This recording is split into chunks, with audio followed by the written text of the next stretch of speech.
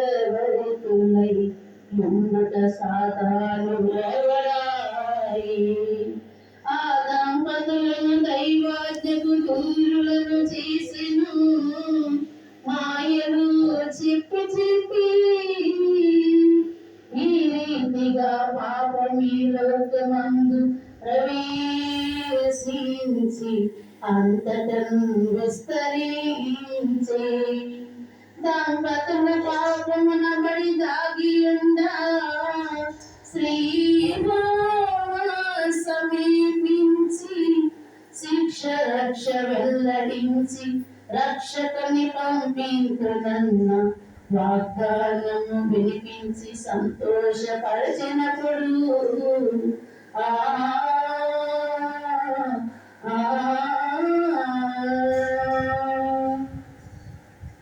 ఈ దేవదూత ఏమైపోయింది?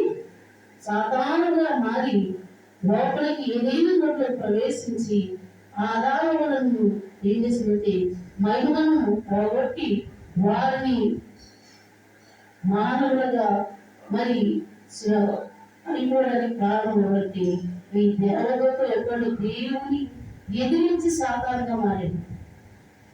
ఆయన మాటని ఎదిరించి సాతానుగా మారి ఈ లోకంలో అందరినీ కూడా ఏం చేశాడంటే పాపులుగా మార్చడానికి సాతానే దేవదూత ఆ పైనుండి పడి ఈ విధముగా చేసినందు వలన దేవుడు ఏం చేశాడు?